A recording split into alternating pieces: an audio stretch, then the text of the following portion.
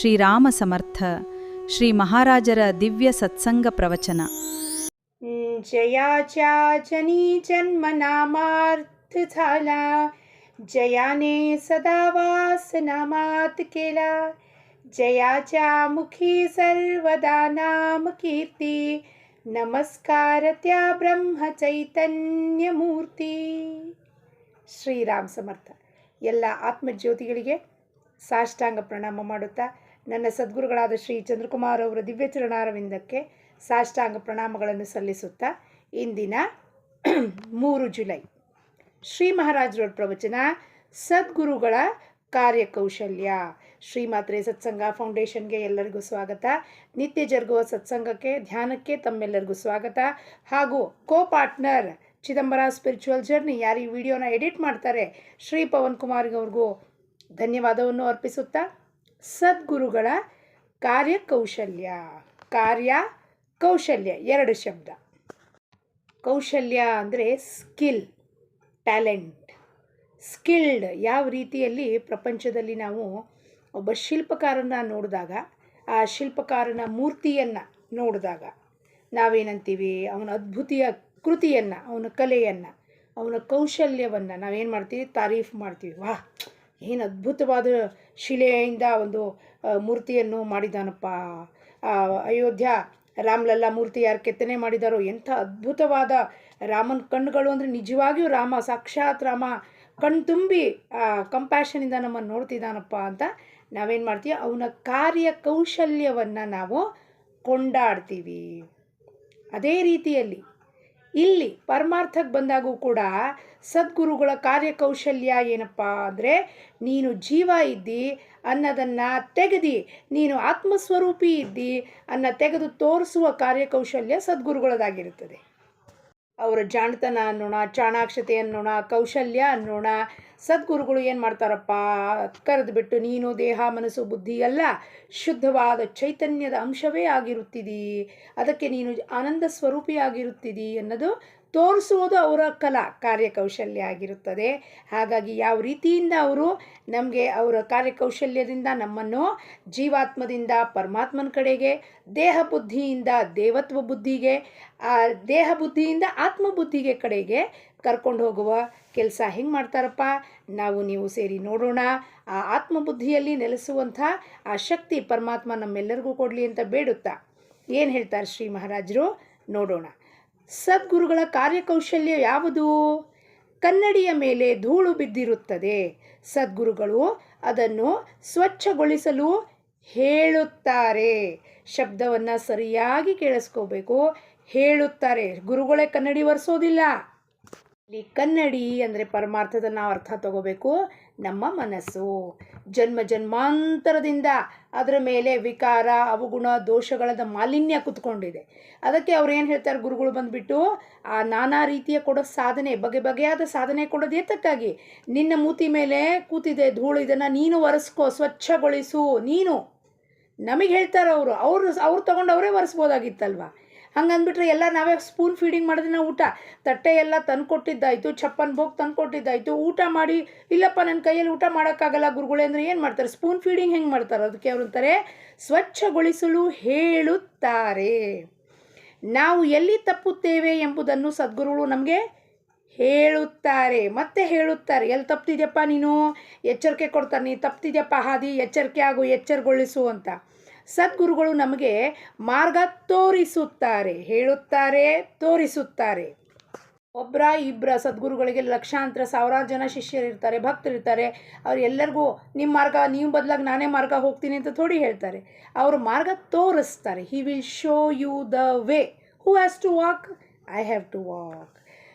ಸ್ವಪ್ನದಲ್ಲಿ ತಾನು ಕೆರೆಯಲ್ಲಿ ಬಿದ್ದಿರುವನೆಂದು ಒದರುತ್ತಾ ಇದ್ದನ್ನು ಆದರೆ ಅವನೇ ಎಚ್ಚರವಾದ ಮೇಲೆ ಒದರಾಡುವುದನ್ನು ನಿಲ್ಲಿಸಿದ್ದನು. ಸದ್ಗುರುಗಳು ಎಚ್ಚರಗೊಳಿಸುವ ಕೆಲಸ ಮಾಡುತ್ತಾರೆ, ಹೇಳುತ್ತಾರೆ, ತೋರಿಸುತ್ತಾರೆ, ಮಾಡುತ್ತಾರೆ. ಎಚ್ಚರಗೊಳಿಸೋ ಕೆಲಸ ಮಾಡ್ತಾರೆ ಅವರು. ಅಪ್ಪ ಎದ್ದೇಳು, ಎಲ್ಲಿಂದ ಎದ್ದೇಳು? ಅಜ್ಞಾನ ಎಂಬುವ ನಿದ್ದೆಯಿಂದ ಎದ್ದೇಳಪ್ಪ. ನೀ ಅಜ್ಞಾನದಲ್ಲಿ ಮಲ್ಕೊಂಡಿದ್ದಿ, ಆ ಅಜ್ಞಾನ ನಿನ್ನನ್ನು ಆವರಿಸ್ಕೊಂಡಿದೆ. ನೀನು ಶುದ್ಧವಾದ ಚೈತನ್ಯ ಇದ್ದಿ, ಆನಂದ ಸ್ವರೂಪ ಇದ್ದಿ. ಹಾಗಾಗಿ ನೀನು ಎಲ್ಲಿ ಬಿದ್ದಿದೆಯೋ ಆ ಬಿದ್ದಿರೋ ಜಾಗನೂ ಸುಳ್ಳಿದೆಯಪ್ಪ. ಹಾಗಾಗಿ ಎಚ್ಚರಗೊಳಿಸಿ ಏಳು. ಶುದ್ಧವಾದ ಕಮಲ ನೀನು, ನಿಸ್ಪೃಹವಾಗಿದ್ದೆ, ಅನ್ಟಚ್ಡ್ ಯು ಆರ್ ಆಲ್ವೇಸ್. ಗುರುಗಳು ಎಚ್ಚರಗೊಳಿಸುವ ಕೆಲಸ ಮಾಡುತ್ತಾರೆ. ನನಗೆ ಮಾಡುವುದು ಏನೂ ಉಳಿಯುವುದಿಲ್ಲ ಎಂದು ಯಾರು ಅನ್ನುತ್ತಾರೋ ಅವರೇ ನಿಜವಾಗಿಯೂ ಸದ್ಗುರುಗಳನ್ನು ಹೊಂದಿರುವರೆಂದು ತಿಳಿಯಬೇಕು. ಸದ್ಗುರುಗಳನ್ನು ಯಾರು ಹೊಂದಿರ್ತಾರೆ ಅಂದರೆ, ಸದ್ಗುರುಗಳಲ್ಲಿ ತಮ್ಮ ಮನಸ್ಸನ್ನು ಯಾರು ಏಕತ್ವದಲ್ಲಿ ಏಕರೂಪ ಮಾಡಿರ್ತಾರೆ, ಇನ್ನು ನನಗೆ ಏನೂ ಬಾಕಿ ಇಲ್ಲ, ಉಳಿದಿಲ್ಲ ಮಾಡಲಿಕ್ಕೆ, ಯಾವ ಅಚೀವ್ಮೆಂಟ್ ಗಳಿಸೋಂಗಿಲ್ಲ, ಯಾವ ಸಾಂಸಾರಿಕ ವಿಚಾರದ ಬಗ್ಗೆ ತಾಪತ್ರ ಬಗ್ಗೆ ನನ್ನ ತಲೆ ಹಾಕೋದು ಅವಶ್ಯಕತೆ, ನನ್ನ ಬುದ್ಧಿ ಉಪಯೋಗಿಸಿಲ್ಲ ಅಂತ ಯಾರಿಗೆ ಅನಿಸುತ್ತೋ, ಅಪ್ಪ ಸದ್ಗುರುನಾಥ ನಿನ್ನನ್ನು ಒಮ್ಮೆ ನಾನು ಮೊರೆ ಹೊಕ್ಕದ ಮೇಲೆ ನೀನೇ ಅದಕ್ಕೆ ಲಗಾಮ್ बागडोर आपके हाथ में है तो मेरा कुछ नहीं है अभी, ऐसा जिसको लगता है उसी ने ही सच्चा गुरु बना लिया है. सद्गुरु का साथ उसका मन एक रूप हो गया. उसका मन अभी सद्गुरु के विरुद्ध नहीं, सद्गुरु के साथ में चलता. सद्गुरु ने जो बोला वही वो ये ಶಿಷ್ಯ ಮಾನ್ತಾ रहता है. ಅವರೇ ನಿಜವಾಗಿಯೂ ಸದ್ಗುರುಗಳನ್ನು ಹೊಂದಿರುವುದೆಂದು ತಿಳಿಯಬೇಕು. ಅನುಕೂಲ ಪರಿಸ್ಥಿತಿ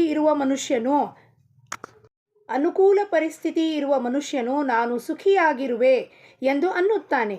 ಆದರೆ ಅದೇನೋ ನಿಜವಲ್ಲ. ಮನಸ್ಸು ಎಲ್ಲಿಯವರೆಗೆ ಆಗಿರುವುದೆಯೋ ಅಲ್ಲಿಯವರೆಗೆ ಸ್ವಸ್ಥನಾಗಿ ಇರುವನೆಂದು ಹೇಳಲಾಗುವುದಿಲ್ಲ. ಅನುಕೂಲ ಪರಿಸ್ಥಿತಿ ಇದ್ದಾಗ ನಾವೇಂತೀನಿ ನಾನು ಸುಖಿಯಾಗಿ, ಯಾರೋ ಹೇಳಿದ್ರೆ ಹೆಂಗಿದ್ದೀರಿ, ಆರಾಮಿದ್ದೀನಿ ನೋಡ್ರಿ, ನಿವಾಂತಿದ್ದೀನಿ. ಆದರೆ ಪ್ರತಿಕೂಲ ಪರಿಸ್ಥಿತಿದಲ್ಲೂ ಇದೇ ಶಬ್ದ ಬರುತ್ತಾ ನಮ್ಮ ಬಾಯಲ್ಲಿ? ಇಲ್ಲ. ಅಂದರೆ ಏನಾಗ್ತಿದೆ, ಒಳಗೆ ಅಸ್ವಸ್ಥತೆ ಆಗ್ತಿದೆ, ಅಸಮಾಧಾನ ಆಗ್ತಿದೆ. ಅವಾಗ ನಾನು ಸ್ವಸ್ಥನಿದ್ದೀನಿ ಅಂತ ಹೆಂಗೆ ಹೇಳಲಿಕ್ಕೆ ಸಾಧ್ಯ ಉಂಟು? How can I bluff the people? ಹೆಂಗಿದ್ದೀರಿ, ಆರಾಮಿದ್ದೀನಿ ರೀ. ಅವಾಗ ಪ್ರತಿಕೂಲ ಪರಿಸ್ಥಿತಿಯಲ್ಲೂ ಈ ಮಾತನ್ನು ಹೇಳ್ತೀವ ನಾವು? ಯಾರು ಆ ರೀತಿಯಲ್ಲಿ ಪ್ರತಿಕೂಲ ಪರಿಸ್ಥಿತಿಯಲ್ಲೂ ಆ ಸಮತ್ವ ಬುದ್ಧಿ ಉಳ್ಳವನಾಗಿರ್ತಾನೋ ಅವನಿಗೆ ನಾವೇನಂತೀವಿ, ಶಿಷ್ಯ ಅನ್ನುತ್ತೇವೆ, ಅಥವಾ ಆ ಗುರುಗಳನ್ನು ಹೊಂದಿದ್ದಾನೆ ಅಂತ ನಾವು ಹೇಳಬಹುದು. ಶಿಷ್ಯನ ಭಾವನೆಯೇ ಗುರುವಿಗೆ ಗುರುಪದವನ್ನು ಕೊಡುತ್ತದೆ. ಶಿಷ್ಯನ ಭಾವನೆ ಹೆಂಗಿರಬೇಕು? 100% ಪ್ಯೂರ್ ಇರಬೇಕು. ಅಲ್ಲಿ ಅಟ್ಟಹಾಸ ಇರಬಾರ್ದು. ಇನ್ನೊಬ್ಬರು ನನ್ನ ಗುರುವಿಗೆ ಮೆರೆಸಬೇಕಲ್ಲ, ನನ್ನ ಭಾವನೆಗಳು ಗುರುನ ಮೆರೆಸತ್ತೆ ಇಡೀ ಜಗತ್ತಿನಲ್ಲಿ. ನನಗೆ ಕಾನ್ಫಿಡೆನ್ಸ್ ಇಲ್ಲ ಅಂದಮೇಲೆ ನಾನು ನನ್ನ ಗುರುನ ಹೆಂಗೆ ಮೆರೆಸ್ಲಿಕ್ಕೆ ಸಾಧ್ಯ? ನನಗೆ ಭಯ ಉಂಟು, ಯಾರೇನು ಅನ್ಕೋತಾರೆ, ನಾ ಈ ಮಾತು ಹೇಳಿದ್ರೆ ನನ್ನ ಗುರುಗಳ ಬಗ್ಗೆ, ನಾನು ನನ್ನ ಗುರುಗಳ ಜೊತೆ ಫೋಟೋ ಹಾಕ್ಕೊಂಡ್ರೆ ಯಾರೇನು ಅನ್ಕೋತಾರೆ, ಡಿ ಪಿದಲ್ಲಿ ಪ್ರತಿಯೊಂದು ದಿವಸನೂ ಬೇರೆ ಬೇರೆ ವಿಡಿಯೋಸ್ ಹಾಕಿರ್ತೀನಿ, ಅದನ್ನು ಹಾಕ್ಕೊಂಡ್ರೆ ಇವ್ರೇನು ಅನ್ಕೋತಾರೆ, ಅವ್ರೇನು ಅನ್ಕೋತಾರೆ ಅಂದರೆ, ನಾನು ಆ ಗುರುವಿಗೆ ಗುರುಪದ ಯಾರು ಕೊಡ್ತಾರೆ? ಎಲ್ಲಿವರೆಗೂ ಬೆಳಕಿಗೆ ಬಂದಿರೋದಿಲ್ಲ ಗುರು, ಎಲ್ಲಿವರೆಗೂ ಶಿಷ್ಯ. ಗುರುವಿಗೆ ಆ ಪದವನ್ನು ಕೊಡಿಸೋನು ಶಿಷ್ಯ. ಎಲ್ಲಿವರೆಗೂ ಬೆಳಕಿಗೆ ಬಂದಿರುವುದಿಲ್ವೋ ಅವನು ಎಲೆ ಮರದ ಕಾಯಂತೆ ಇರ್ತಾನೆ. ಅವನಿಗೆ ಹೊರಗಡೆ ತಂದು ಗುರುಗೆ ಗುರು ಪದವಿ ಕೊಡಿಸೋನು ಶಿಷ್ಯ. ಇಡೀ ಜಗತ್ತಲ್ಲಿ ಚಿದಂಬರ ಸ್ವಾಮಿನ ಮೆರೆಸಿದ್ಯಾರು?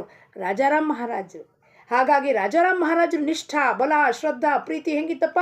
ಅಖಂಡವಾಗಿತ್ತು. ಹಾಗೆ ನಮ್ದಿರಬೇಕು. ನಾವು ನಮ್ಮ ಗುರುಗಳನ್ನು ಮೆರೆಸಬೇಕು ಅಂದರೆ ನಾನು ಮೆರೆಸಬೇಕು, ಇನ್ನೊಬ್ಬರಿಂದ ಅಪೇಕ್ಷೆ ಮಾಡೋದಲ್ಲ. ನನ್ನ ಗುರುಗಳ ಬಗ್ಗೆ ನೀವು ಒಳ್ಳೇದು ಮಾತು ಹೇಳಬೇಕು ಅಥವಾ ಒಪ್ಕೋಬೇಕು ಅನ್ನೋದು ಮಾತಿಲ್ಲ. ಗುರುಗೆ ಗುರು ಪದವಿಯೇ ಕೊಡೋದ ಕರ್ತವ್ಯ ಯಾರದು? ಶಿಷ್ಯನದು. ಅದೇ ಗುರು ಏನು ಮಾಡ್ತಾನೆ, ಅದನ್ನೇ ಅವನ ಇಚ್ಛಾ ಇರೋದು ಏನಪ್ಪ, ಆ ಒಂದು ಭಾವನೆ ಏನಿದೆಯೋ ಅದು ಅವನು ದೃಢವಾಗಿರಬೇಕು. ಅದು ಡಳಮಾಳ ಆಗಬಾರ್ದು. ಯಾರೋ ಏನೋ ಹೇಳಿದ್ರು ಅಂದ್ಕೊಳ್ಳಿ ನಮ್ಮ ಡಳಮಾಳ ಆಗೋಗುತ್ತೆ. ಹಂಗೆ ಆಗಬಾರ್ದು. ಯಾರು ಶರಣು ಹೋಗುತ್ತಾರೋ ಅವರ ಕಾರ್ಯಭಾರವನ್ನು ಸದ್ಗುರುಗಳು ಹೊತ್ತುಕೊಳ್ಳುತ್ತಾರೆ. ಯಾರು ಶರಣು ಹೋಗ್ತಾರೋ, ಅನನ್ಯವಾಗಿ ಶರಣು ಹೋಗ್ತಾರೋ, ನಿನ್ನ ಬಿಟ್ಟು ನನಗಿನ್ಯಾರೂ ಇಲ್ಲಪ್ಪ ಅಂತ ಶರಣು ಹೋಗಬೇಕು. ಯಾರ ದೃಷ್ಟಿಯು ರಾಮರೂಪವಾಗಿರುತ್ತದೆಯೋ ಅವನೇ ನಿಜವಾದ ಗುರು. ಯಾರು ಸಮಸ್ತರಲ್ಲೂ ಆ ರಾಮನ್ ನೋಡ್ತಾನೋ, ಕಾಣ್ತಾನೋ, ಶಿಷ್ಯ ಮತ್ತು ಗುರುವಿನಲ್ಲಿ ಭೇದ ಇರುವುದಿಲ್ಲವೋ ಅವನೇ ನಿಜವಾದ ಗುರುವಾಗಿರುತ್ತಾನೆ. ಯಾವುದು ಚಿರಕಾಲ ಉಳಿಯುತ್ತದೆಯೋ ಅದೇ ಗುರುಪದವೆಂದು ತಿಳಿಯಬೇಕು. ಚಿರಕಾಲ ಉಳಿಯೋದು ಭೌತಿಕದಲ್ಲಿ ನೋಡುವಂಥದ್ದಲ್ಲ, ಚಿರಕಾಲ, ಎಟರ್ನಲ್. ಅವತಾರ ಕಾಲದಲ್ಲಿ ದೇಹಧಾರಣೆ ಮಾಡಿಕೊಂಡು ಗುರುತತ್ವ ಬರುತ್ತೆ ಆಚೆ. ಅವತಾರ ಸಮಾಪ್ತಿ ಮಾಡಿದ್ಮೇಲೆ ಅದು ವಾಪಸ್ ಹೊಟ್ಟೋಗುತ್ತೆ. ಅಂದರೆ ಅದು ಕ್ಷಣಿಕ ಆಯಿತು, ಅದು ಸತ್ಯ ಅಲ್ಲ. ಹಾಗಂದ್ರೆ ಚಿರಕಾಲ ಉಳಿಯೋದು ಯಾವುದು? ಚಿರಕಾಲ ಉಳಿಯೋದು ಯಾವುದು? ಎಟರ್ನಲ್. ನನ್ನ ಒಳಗೆ ಕೂತಿದ್ದಾನೋ ಕೂಟಸ್ಥ ಆತ್ಮಾರಾಮ, ಅವನೇ ಏನಪ್ಪ ಚಿರಕಾಲ ಉಳಿಯುವಂಥದ್ದು ಆಗಬೇಕು. ನಿಜವಾಗಿಯೂ ಸದ್ಗುರುಗಳೆಂದರೆ ಮೂರ್ತಿಮಂತ ನಾಮವೇ ಆಗಿರುತ್ತದೆ. ನೀವು ಯಾವ ನಾಮ ತಗೋತೀರೋ ಆ ನಾಮದ ಆಕಾರ, ಸಂಪೂರ್ಣ ಆಕಾರನೇ ಸದ್ಗುರು ಆಗಿರ್ತಾನೆ. ಯಾಕೆಂದರೆ ಸದ್ಗುರು ಅವನ ಶಕ್ತಿ ಹಾಕಿ ಆ ನಾಮವನ್ನು ಕೊಟ್ಟಿರ್ತಾನೆ. ನಾನು ಏನು ಚಾಂಟ್ ಮಾಡ್ತೀನೋ ಆ ಚಾಂಟಿಂಗ್ನಲ್ಲಿ ಕಣ್ಣು ಮುಚ್ಕೊಂಡು ಆ ಒಂದೊಂದು ಶಬ್ದದಲ್ಲೂ ಇಲ್ಲಿಂದ ಇಲ್ಲಿ, ಇಲ್ಲಿಂದ ಇಲ್ಲಿ, ಇಲ್ಲಿಂದ ಪಾದದ ತನಕ ನನ್ನ ಸದ್ಗುರುಗಳದ ರೂಪವೇ ನಾನು ನೋಡಬೇಕು. ನಾಮ ಬಿಟ್ಟು ರೂಪ ಇರೋಲ್ಲ, ರೂಪ ಬಿಟ್ಟು ಅವಾಗ ನಾಮ ಇರೋಲ್ಲ. We don't have to separately practice. ಕಣ್ಮುಂದೆ ರೂಪ ಬರ್ತಿಲ್ರಿ ಗುರುಗಳದ್ದು, ಏನು ಮಾಡಲಿ, ಏನೂ ಮಾಡೋಂಗಿಲ್ಲ. ಏನು ನಾಮವನ್ನು ಕೊಟ್ಟಿದ್ದಾರೋ ಅದರಲ್ಲೇ ಸಾಕ್ಷಾತ್ ಅವರು ಸಂಪೂರ್ಣವಾಗಿ ನೆಲೆಸಿರ್ತಾರೆ. ಗುರುಗಳು ಹೇಳಿದ್ದನ್ನು ಅಕ್ಷರಶಃ ಪಾಲಿಸುವುದೇ ನಿಜವಾದ ಸಾಧನೆಯಾಗಿರುತ್ತದೆ. ನಾವು ಹಲವಾರು ಸಾಧನೆ ಮಾಡ್ತೀವಿ, ಬೇಕಾದಷ್ಟು ಜಪ, ತಪ, ನೇಮ, ಅನುಷ್ಠಾನ. ಆದರೆ ಎಲ್ಲ ಸಾಧನೆಗಳಲ್ಲಿ ಸರ್ವ ಸಾಧನಾಂಶ ರಾಜ ಯಾವುದಪ್ಪ ಅಂತ ಹೇಳಿದ್ರೆ ಗುರುಗಳು ಹೇಳಿದ್ದನ್ನು ಅಕ್ಷರಶಃ ಪಾಲನೆ ಮಾಡುವುದೇ ಸಾಧನೆ ಆಗಿರುತ್ತದೆ. ಸತ್ಪುರುಷರು ದೇಹದಿಂದ ಯಾರಿಗೂ ನಿರಂತರ ಲಭಿಸುವುದಿಲ್ಲ. ಸತ್ಪುರುಷರಿಗೆ ಭಗವಂತನ ಧ್ಯಾನವು ಅತ್ಯಂತ ಮಹತ್ವವಾದ ವಿಷಯವಾಗಿರುತ್ತದೆ. ಸತ್ಪುರುಷರಿಗೆ ಕೇಳಿದ್ರೆ ಏನು ಸಾಧನೆಯಲ್ಲಿ ಮಹತ್ವವಾಗಿದೆಯಪ್ಪ ಅಂದರೆ ಭಗವಂತನ ಧ್ಯಾನ ಮಾಡೋದು, ಸತತವಾಗಿಯೂ ನಿರಂತರವಾಗಿಯೂ ಅನ್ಇಂಟರಪ್ಟೆಡ್ ಫ್ಲೋ ಆಫ್ ಭಗವಂತನ ಧ್ಯಾನ ಅತ್ಯಂತ ಮಹತ್ವವಾಗಿರುತ್ತೆ ಅವರಿಗೆ. ಭಾಳಷ್ಟು ಜನರಿಗೆ ಸಂತರ ಭೇಟಿಯಾಗುತ್ತದೆ, ಆದರೆ ಸತ್ಸಂಗತಿಯ ಮಹತ್ವ ತಿಳಿಯದಿದ್ದರಿಂದ ಅವರಿಂದಾಗಬೇಕಾದ ಲಾಭವು ಆ ಜನರಿಗೆ ಆಗುವುದಿಲ್ಲ. ಸತ್ಸಂಗಕ್ಕೆ ಬರೋರು ಎಲ್ಲರೂ ಭಗವಂತನ ಪ್ರಾಪ್ತಿಗೆ ಬಂದಿರೋದಿಲ್ಲ. ಎಲ್ಲರ ಮೈಂಡ್ ಸೆಟ್ಟು ಬೇರೆ ಬೇರೆ ಇರುತ್ತೆ.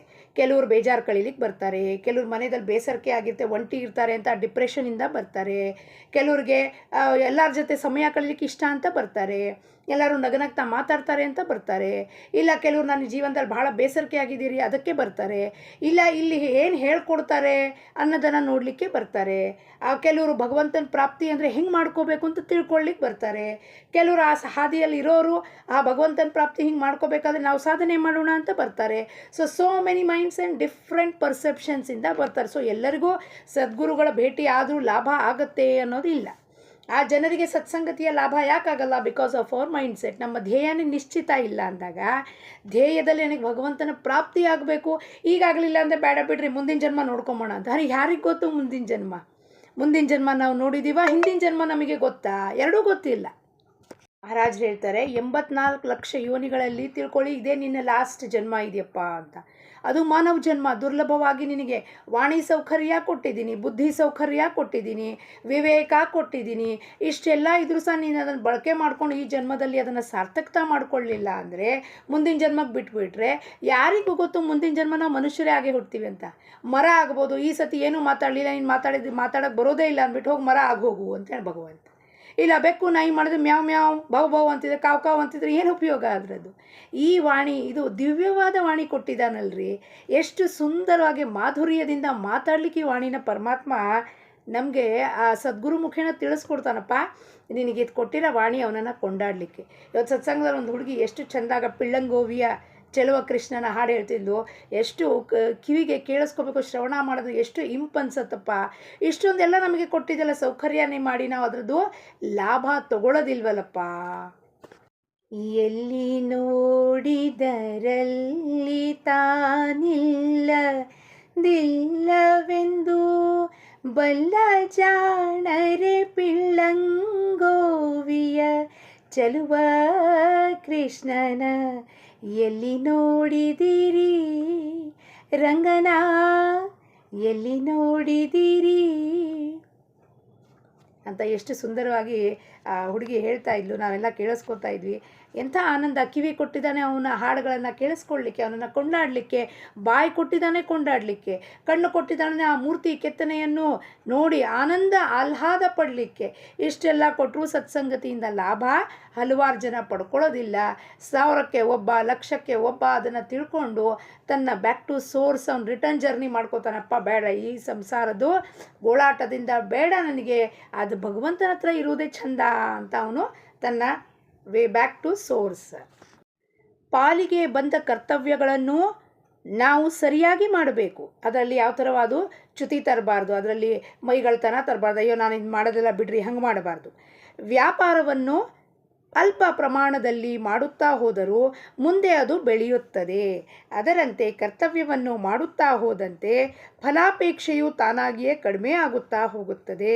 ನಮ್ಮ ಕರ್ತವ್ಯ ಏನು ಇರುತ್ತದೆ ಎಂಬುದನ್ನು ಸದ್ಗುರುಗಳು ನಮಗೆ ತೋರಿಸಿ ಕೊಡುತ್ತಾರೆ. ನಮ್ಮ ಕರ್ತವ್ಯ ಏನಿದೆಯಪ್ಪ, ನೀವು ಯಾಕೆ ಸರಿಯಾಗಿ ಮಾಡ್ತಿಲ್ಲ, ಅದರಿಂದ ಯಾಕೆ ದುಃಖ ಉಂಟಾಗ್ತಿದೆ ಅನ್ನೋ ಕರೆಕ್ಟಾಗಿ ಸೂಚಕವಾಗಿ ಅವ್ರ ಕಾರ್ಯಕೌಶಲ್ಯ ಅದೇ ನಮ್ಮನ್ನು ಎಲ್ಲಿ ಹಾದಿ ತಪ್ತೀವೋ ವಾಪಸ್ ಆ ಜಾವ್ ಗಲತ್ ಕರ್ ರಹೆ ಹೋ ಅಂದ್ಬಿಟ್ಟು ನಮ್ಮನ್ನು ಎಳ್ಕೊಂಡು ಬಂದು ವಾಪಸ್ ಆ ತಪ್ಪು ಹಾದಿಯಿಂದ ಸರಿಯಾದ ಹಾದಿಗೆ ತೊಗೊಂಬರೋ ಕೆಲಸ ಅವ್ರದ್ದು ಕಾರ್ಯಕೌಶಲ್ಯ. ನಮ್ಮಲ್ಲಿರುವ ಅಡಕವಾಗಿರೋದು ಏನು ಟ್ಯಾಲೆಂಟ್ ಇದೆ ಅದನ್ನು ತೆಗೆದು ಹೊರಗಡೆ ತೋರಿಸ್ತಾರೆ ಗುರುಗಳು. ನೀನು ಇದಕ್ಕೆ ಬಂದಿದ್ಯಪ್ಪ, ಇದನ್ನು ಮಾಡೋದು ಬಿಟ್ಬಿಟ್ಟು ಎಲ್ಲಿ ಮನೆ ಸಂಸಾರದಲ್ಲಿ ಕುತ್ಕೊಂಡು ಕಿತ್ತಾಟ ಮಾಡ್ಕೊಂಡು ಕೂತಿದ್ಯಮ್ಮ, ನಿನ್ನ ಕೆಲಸ ಇದಿರೋದು. ಪ್ರಪಂಚದ ಕೆಲಸ ಮಾಡೋದು that is A part of your life, but major part of your life is talking about god. ಆ ಏನು ಒಳಗಿದೆಯೋ ಕಾರ್ಯಕೌಶಲ್ಯ ಏನು ಅಂದರೆ ಅಡಕವಾಗಿದ್ದನ್ನು ನಮ್ಮ ವಾಸನೆನ ಹೊರಗೆ ತಂದು ತೋರಿಸ್ತಾರೆ ಗುರುಗಳು. ನೀನು ಇದಕ್ಕಾಗಿ ಹುಟ್ಟು ಬಂದಿದ್ದಿ, ಈ ಕೆಲಸಗಳನ್ನು ಮಾಡೋದಲ್ಲಿ ನೀನು ನಿರತರಾಗಿರಬೇಕು. You should put your heart and soul in doing this work. ಸತತವಾಗಿಯೂ ಭಗವಂತನ ಜೊತೆ ಇರೋದು, ಭಗವಂತನ ನಾಮ ಹೇಳೋದು, ಅವನ ನಾಮವನ್ನು ಇತರರಿಗೂ ತಲುಪಿಸಿ ಅವ್ರ ಮನಸ್ಸಿಗೂ ಆನಂದ ಆಹ್ಲಾದವನ್ನು ಕೊಡೋದು. ಈ ಕೆಲಸಕ್ಕೆ ನೀವು ಹುಟ್ಟು ಬಂದಿದ್ದೀ ಮಗು, ಅದಕ್ಕೆ ಇದ್ರ ಹಿಂದೆ ಬೀಳು, ನೀನು ಜಗತ್ತು ಹಿಂದೆ ಬೀಳಬಾರದು ಅನ್ನೋದನ್ನು ಸದ್ಗುರುಗಳು ತೋರಿಸಿ ಕೊಟ್ಟರು. ರಥ ಇರುತ್ತದೇನೋ ನಿಜ, ಆದರೆ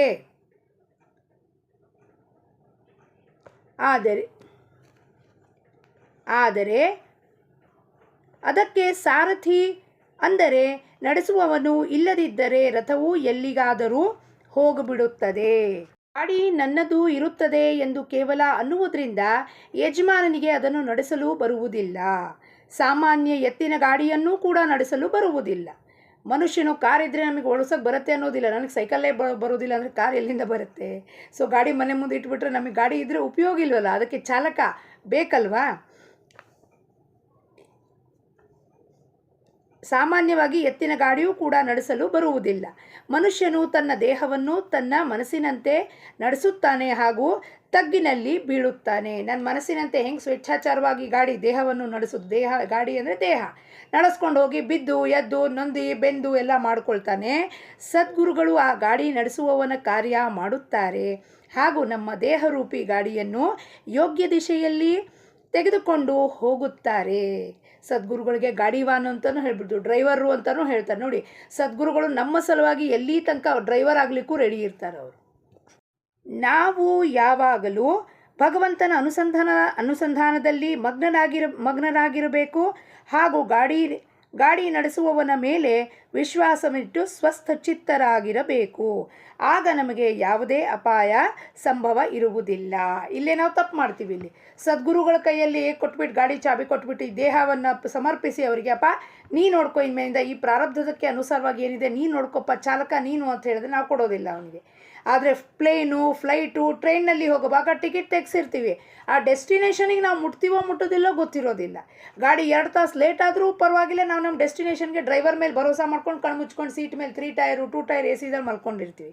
ಪ್ಲೇನಲ್ಲಿ 1 ತಾಸು 2 ತಾಸಲ್ಲಿ ಹೋಗೋ ಜಾಗಕ್ಕೆ ಆ ಪ್ಲೇನು ಟರ್ಬ್ಯುಲೆನ್ಸ್ನಲ್ಲಿದೆ ರೀ, ಅಭಿ ಆಪ್ ಥೋಡಿ ದೇರ್ ಬೇಟ್ ಜಾವ್, ಶಾಂತ್ ಹೋ ಜಾವ್, ಆ ಪೈಲಟ್ ಮೇಲೆ ಕಣ್ಣು ಮುಚ್ಕೊಂಡು ಹೋಗ್ತಾ ಇರ್ತೀವಿ. ಆದರೆ ಸದ್ಗುರುಗಳಿಗೆ ನಮ್ಮನ್ನು ನಾವು ಸಮರ್ಪಿಸ್ಕೊಳ್ಳಿಕ್ಕೆ ರೆಡಿ ಇರೋದಿಲ್ಲ. ಎಂಥ ವಿಪರ್ಯಾಸನಪ್ಪ! ಇಟ್ ಈಸ್ ಸೋ ವಿಪರ್ಯಾಸ. ನಮ್ಮ ಪ್ರಾರಬ್ಧಕ್ಕೆ ಅನುಸಾರ ಎಷ್ಟು ಸಿಗಬೇಕು ಅಷ್ಟೇ ಸಿಗುತ್ತದೆ ಎಂದ ವೃತ್ತಿ ನಿರ್ಮಾಣವಾಯಿತೆಂದರೆ ನಮ್ಮ ಅಪೇಕ್ಷೆಯೂ ಕಡಿಮೆಯಾಗುತ್ತದೆ. ಮನಸ್ಸಿನ ಈ ವೃತ್ತಿಯು ಆಯಿತೆಂದರೆ ಆದದ್ದೆಲ್ಲವೂ ಭಗವಂತನ ಇಚ್ಛೆಯಿಂದಲೇ ಆಯಿತೆಂದು ನಮಗೆ ಅನಿಸಿತೊಡಗುತ್ತದೆ. ಈ ರೀತಿ ಅನಿಸಿತೊಡಗಿದೆ ಎಂದರೆ ಸಮಾಧಾನವು ತಾನಾಗಿಯೇ ನಡೆದುಕೊಂಡು ಬರುತ್ತದೆ. ಆದರೆ ಇದೆಲ್ಲವೂ ಆಗುವುದಕ್ಕಾಗಿ ನಮ್ಮ ಅಂತಃಕರಣದ ಶುದ್ಧತೆಯ ತಳಹದಿಯಾಗಿರುತ್ತದೆ. ये सब तो बोल दिया है, लेकिन इसका प्री कंडीशन क्या है? अंतःकरण की शुद्धता होना बहुत ज़रूरी है. अंतःकरण शुद्ध होने के लिए फिर से हमको महाराज कहाँ लेके जाएंगे? नाम जप में लेके जाएंगे. नाम जप इतना करो कि ये प्यूरीफाई होना चाहिए. जब ये प्यूरीफाई होगा अंतःकरण, तब क्या लगेगा कि परमात्मा आप जो भी कर रहे हैं मेरे हित के लिए कर रहे हैं, मेरे अच्छे के लिए कर रहे हैं, सब कुछ आप बिल्कुल बढ़िया मेरे जीवन में कर रहे हैं. ಇಂದಿನ ಬೋಧವಚನ, ಸಂತರ ಚರಣದಲ್ಲಿ ವಿಶ್ವಾಸವಿಡುವುದರಿಂದಲೇ ಭಗವಂತನನ್ನು ಹೊಂದಲು ಸಾಧ್ಯ. ಭಗವಂತನ ಹೊಂದಲು ಸಾಧ್ಯ ಅಂದರೆ ಅದಕ್ಕೆ ಕ್ಲೂ ಕೊಡ್ತಿದ್ದಾರೆ ಮಹಾರಾಜರು. ಹೆಂಗೆ ಹೊಂದಕ್ಕೆ ಸಾಧ್ಯಪ್ಪ? ಸಂತರ ಚರಣದಲ್ಲಿ ವಿಶ್ವಾಸವನ್ನು ಇಟ್ಟಿದ್ದಾದರೆ ಭಗವಂತನನ್ನು ಹೊಂದಲು ಸಾಧ್ಯ. ಅದಕ್ಕೆ ಅವ್ರ ಚರಣದಲ್ಲಿ ವಿಶ್ವಾಸ ಬರಬೇಕು ಅಂದರೆ ಏನು ಮಾಡಬೇಕು? ಅಂತಃಕರಣ ಶುದ್ಧತೆ ಆಗಬೇಕು. ಅದೇ ತಳಹದಿ. ಫಸ್ಟ್ ಬೇಸ್ ತಯಾರು ಮಾಡ್ಕೋಬೇಕು ನಾವು. ಬೇಸ್ ಮೇಲೆ ಈ ಅರಮನೆ ಕಟ್ಟಬೇಕಾಗಿದೆ, ಮೆಹಲ್ ಕಟ್ಟಬೇಕಾಗಿದೆ, ಮನೆ ಕಟ್ಟಬೇಕಾಗಿದೆ. ಬೇಸೇ ಸರಿ ಇಲ್ಲ ಅಂದರೆ ಸಹ ಫೌಂಡೇಶನ್ ಹೆಂಗೆ ನಿಂತ್ಕೊಳ್ಳುತ್ತೆ? ಅದಕ್ಕೆ ನೀವು ಸೇರಿ ಎಲ್ಲರೂ ಬೇಸ್ ತಯಾರು ಮಾಡ್ಕೊಳ್ಳೋಣ. ನಮ್ಮ ಅಂತಃಕರಣವನ್ನು ಶುದ್ಧತೆ ಮಾಡ್ಕೊಳ್ಳೋಣ. ಆ ಶುದ್ಧವಾದ ಅಂತಃಕರಣದಿಂದ ಸದ್ಗುರು ಚರಣಗಳಲ್ಲಿ ವಿಶ್ವಾಸವನ್ನಿಡೋಣ. ನೀವು ಸೇರಿ ಅವನ ಪಾದಕ್ಕೆ ಸೇರಿ ಇದೇ ಜನ್ಮದಲ್ಲಿ ಆ ಭಗವಂತನಲ್ಲಿ ಹೊಂದುವ ಸರ್ವಥಾ ಪೂರ್ಣತಃ ಪ್ರಯತ್ನ ಮಾಡೋಣ ಅಂತ ಹೇಳುತ್ತಾ ಜಾನಕಿ ಜೀವನ ಸ್ಮರಣ. ಜೈ ಜಯ ರಾಮ್. ಲೋಕಾಹ ಸಮಸ್ತಾಹ ಸುಖಿನೋ ಭವಂತು.